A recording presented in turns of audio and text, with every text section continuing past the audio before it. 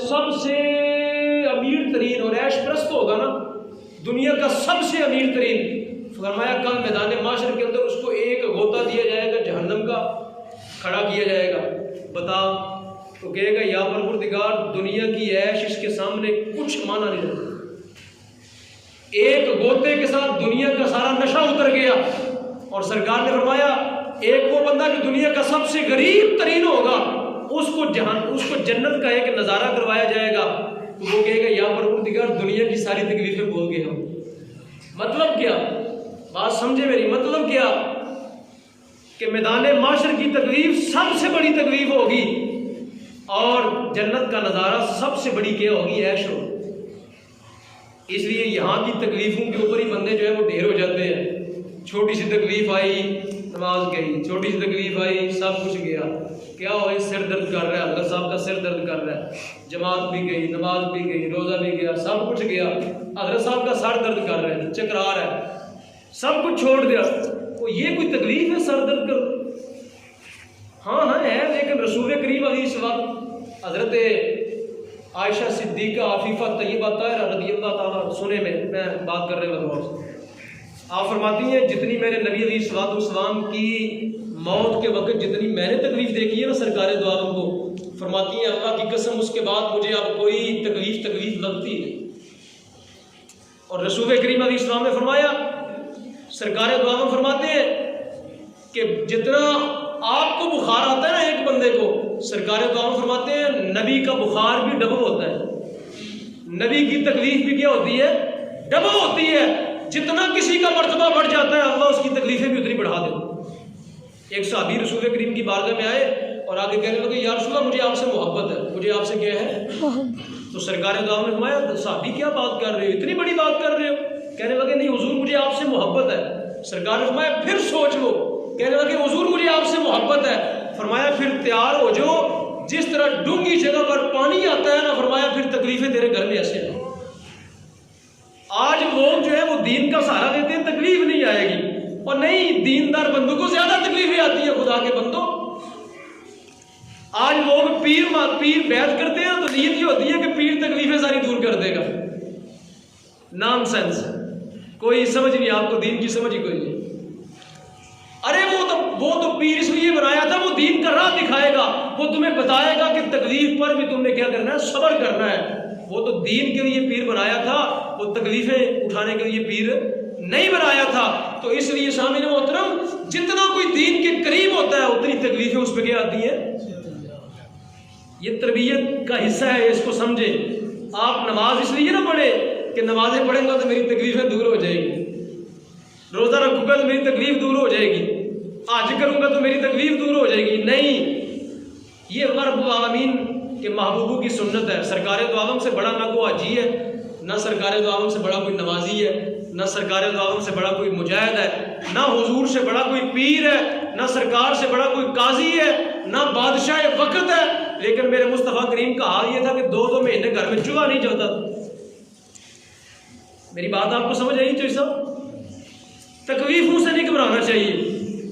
رسول کریم کا فرمان ہے، سرکار نے فرمایا انسان کے چاروں طرف تکلیفیں ہیں، فرمایا چاروں طرف موت ہے، دائیں بھی تکلیفیں ہیں، بائیں بھی دائیں بھی۔ سرکار نے ایک مثال دے کے سمجھایا، فرمایا یہ کومپل ہوتی ہے نا، یہ حدیث پاک پڑھنے لگا ہوں، سرکار نے فرمایا ایک کومپل ہوتی ہے نا جو تازہ پھوٹتی ہے، ایک جو تازہ تنا ایک پھوٹتا ہے، تو سرکار تو یہاں فرماتے ہیں ہوا آتی ہے، کبھی ہوا آتی ہے، ہوا اس کو کبھی ایسے گرا دیتی ہے، پھر وہ اٹھ جاتا ہے، اٹھ جاتا کہ نہیں اٹھ جاتا؟ پھر ہوا آتی ہے ایسے گرا دیتی ہے، پھر ہوا آتی ہے ایسے گرا دیتی ہے۔ فرمایا بندہ مومن یوں ہی ہچکولے کھاتا رہتا ہے۔ فرمایا بندہ مومن اس کومپل کی طرح یوں ہی کیا کرتا ہے؟ ہچکولے کھاتا رہتا ہے، گرتا ہے، پھر اللہ اپنی رحمت سے اس کو اٹھا دیتا ہے۔ کبھی ادھر گرتا ہے رب اٹھا دیتا ہے، کبھی ادھر گرتا ہے رب پھر اٹھا دیتا ہے۔ فرمایا جو گرنا نہیں جانتا وہ اٹھنا بھی نہیں جانتا، اور جو نہیں گرتا پھر وہ ٹوٹتا ہے۔ جو تنا بالکل سیدھا کھڑا ہو جاتا ہے نا، پھر جب طوفان آتا ہے تو اس کی جڑوں سے اکھاڑ کے اس کو کیا کرتا ہے؟ پھینک دیتا ہے۔ فرمایا جو گرنا جانتا ہے وہ اٹھنا بھی جانتا ہے، جو اٹھنا جانتا ہے وہ گرنا بھی جانتا ہے۔ فرمایا بندہ مومن کی مثال یہی ہے۔ بندہ مومن کی مثال کیا ہے؟ اللہ کی عزت کی قسم یہ نمازیں اس غرض سے نہ پڑھو تکلیفیں دور ہو جائیں گی، جس نیت سے نہ کرو یہ ذہن میں رکھ کے کرو گی تو یہ بڑا نقصان دہ چیز ہوگی، چونکہ نماز پڑھنے کے ساتھ جب تکلیف نہیں دور ہوگی تو آخر آپ کی زبان پہ کیا آئے گا یہ سب شکوہ، بھائی نمازاں بڑیاں پڑھنا تکلیفاں نہیں دور ہوندیاں، آج بڑے کرنا تکلیفاں دور نہیں ہوندیاں، شکوہ آئے گا۔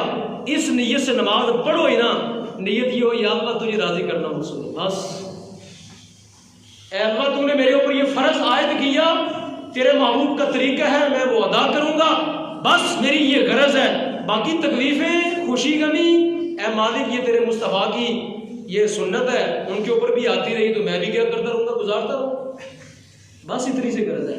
تو لہٰذا یہ جو ہے نا اللہ کی ذات پہ توکل والا معاملہ یہ اپنا درست کرے، تکلیفیں دور کرنے کے لیے ہاں اللہ قادر ہے، اللہ کی ذات قادر ہے، چاہے تو نماز پڑھنے سے تیری دعا کے ساتھ تیری تکلیفیں اٹھا دے، وہ رب کی ذات قادر ہے، لیکن تمہاری نیت یہ نہیں ہونی چاہیے، تمہاری نیت یہ ہونی یا ایھا الذین آمنوا استعینوا بالصبر والصلاۃ ان اللہ وبشر، دوسرا بھی ہے وبشر الصابرین، ایک تیسرا بھی ہے انما یوفی الصابرون، یہ بھی قرآن کی آیت ہے، انما یوفی الصابرون اجرہم بغیر حساب، فرمایا جو صبر کرنے والے ہیں نا ان کا اجر بھی بے حساب ہے، جو صبر کرنے والے ہیں ان کا اجر بھی کیا ہے؟ بے حساب ہے۔ تو سامعین محترم ایک دعا یہ بھی بندے سے منگوائی گئی کہ حج کرنے آئے ہو اب کنات لے کے جانا، یہاں سے کیا لے کے جانا؟ یہ نہیں کہ حج کا ایک پھیرا لگا کے آئے اور واپس آ کے کسان گھی والوں نے آ کے جو ہے نا 100 روپے منافع اوپر رکھ دیے۔ میں نے سنا ہے وہاں کسان گھی والے جو ہے نا ہر رمضان کو جو وہ مسجد نبی کے اندر جو ہے دسترخوان لگاتے ہیں، دسترخوان لگاتے ہیں، یہ گھی کی بڑی بڑی فیکٹریوں کے مالک، تو یہاں غریب کا خون نچوڑتے ہیں، یہاں غریب کا خون نچوڑا جاتا ہے، وہاں جا کے مسجد نبی کے اندر دسترخوان لگاتے ہو تو کیا پاکستانیوں کا خون زیادہ میٹھا ہے؟ یہاں سے خون نچوڑ کے وہاں دسترخوان لگانے سے تمہارے یہ جرم مٹ جائیں گے؟ وہ اپنی جگہ ہے، اس لیے خدا کے بندو اللہ کی مخلوق جو ہے اس کے حقوق کا بھی خیال۔ ایک دعا یہ بندے سے منگوائی گئی، یہ دعا سنیں، بندے کو کہا کہ یہ دعا مانگو، اللہم انا نسألک الجنہ، اے اللہ میں تیری جنت کا کیا کرتا ہوں؟ سوال کرتا ہوں، اے اللہ میں تیری جنت کا، ونعیمہا، اے اللہ جنت بھی مانگتا ہوں اور جنت کی نعمتیں بھی مانگتا ہوں۔ آگے سنیے، وما یقربنا الیہا من قول او فعل او عمل، اگر آپ میں سے کوئی عربی جانتا ہوتا تو اس کو مزہ آتا، یہ سرکار عالم کا فرمان، وما یقربنا الیہا من قول او فعل او عمل، یا اللہ جنت مانگتا ہوں اس کی نعمتیں مانگتا ہوں، لیکن یا اللہ جنت لینے والی چاہتا ہوں زبان بھی مجھ کو وہ عطا کر دیجیے، میری باتیں جنت لینے والی ہو جائے، میرا عمل بھی جنت لینے والا ہو جائے، میرا عمل بھی جنت لینے والا ہو جائے اور میرا کام بھی جنت لینے والا ہو جائے۔ مراد یہ ہے اے اللہ مجھ کو عمل ایسا دے جو جنت کے مجھ کو قریب کر دے، اے اللہ مجھ کو بات ایسی کروا جو مجھ کو جنت کے قریب کر دے، اے اللہ میرا فعل ایسا بنا دے جو مجھ کو جنت کے کیا کر دے۔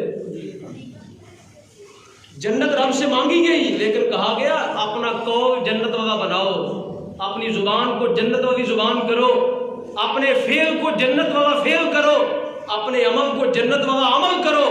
تو بیت اللہ کے ارد گرد یہ طواف کے موقع پر یہ دعا منگوائی گئی کہ اپنا عمل درست کرنا ہے، اپنی زبان درست کرنی ہے، اپنا فعل درست کرنا ہے، تب اللہ کی جنت کے وارث بنو گے، تب اللہ کی جنت کے کیا بنو گے؟ وارث بنو گے۔ ایک اور میں یہاں پہ قرآن حکیم کی آیت پڑھتا ہوں آخری، میرے خیال میں یہ آیہ کریمہ جو ہے وہ دوسرے پارے کے اندر ہے۔ رب العالمین نے فرمایا ان الذین آمنوا والذین جاہدوا والذین ہاجروا وجاہدوا، کہ بے شک وہ لوگ جو ایمان لے کے آئے، والذین ہاجروا اللہ کی راہ میں کیا کی، سمجھ آ رہا ہوگا، ہاجروا کیا کی اللہ کی راہ میں ہجرت کی، وجاہدوا جہاد کیا، اللہ کی راہ میں ہجرت کی، اللہ کی راہ میں جہاد کیا فی سبیل اللہ۔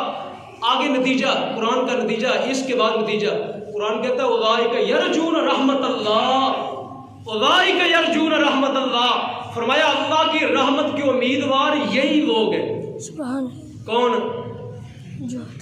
جنہوں نے اللہ کی راہ میں ہجرت کی، جنہوں نے اللہ کی راہ میں جہاد کیا، مطلب کیا؟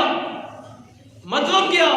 پہلے اللہ کی راہ پہ قدم تو اٹھاؤ نا، پہلے توبہ کا دروازہ تو کھٹکھٹاؤ نا، پہلے اللہ رب العالمین کے پیارے حبیب کا طریقہ تو اپناؤ نا، مصطفیٰ کریم کی سنت کو تو اپناؤ نا۔ اولئک یرجون رحمت اللہ، اللہ کی رحمت کی امید تب رکھنا جب پہلے اللہ سے توبہ تو کرو۔ بات آپ کو سمجھ لیجیے۔ اور قرآن نے دوسری آیت میں ما گر یا ایھا انسان ما غرک ربک الکریم، آتی ہے یا ایھا انسان ما غرک ربک الکریم، اے انسان تجھے رب سے کس چیز نے دھوکے میں ڈال رکھا ہے؟ مطلب کیا کہ گندم بوتے ہو اور امید رکھتے ہو جو اگے گا، جو بوتے ہو اور امید کیا رکھتے ہو؟ گندم اگے گی، ایسا نہیں ہوگا۔ مراد یہ ہے کہ ادھر رب کی نافرمانی کرتے ہو، مصطفیٰ کے اسوہ مبارک کی نافرمانی کرتے ہو، رسول اللہ کی مخالفت کرتے ہو۔ ان الذین یحادون اللہ ورسولہ، بے شک وہ لوگ جو اللہ اس کے رسول کی مخالفت کریں، اولئک فی الاذلین، قرآن کہتا ہے یہی سب سے ذلیل لوگ ہیں۔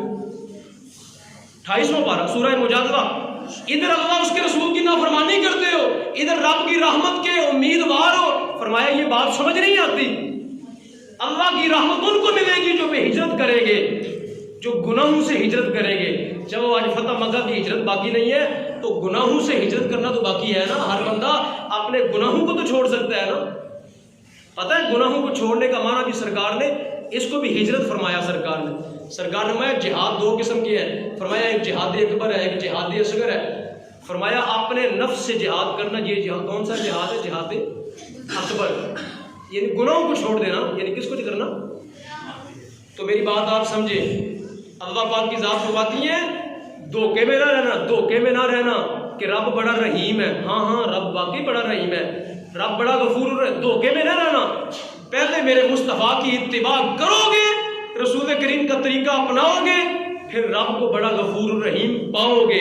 اگر مصطفیٰ کی مخالفت کرو گے تو پھر فرمایا دھوکے میں نہ رہنا، پھر فرمایا دھوکے میں۔ آپ کو شاید یہ کہ لوگوں کو بات سمجھ نہیں آئے گی، اگر نہیں آئے گی تو پھر ان سے سمجھا دیں گے انشاءاللہ۔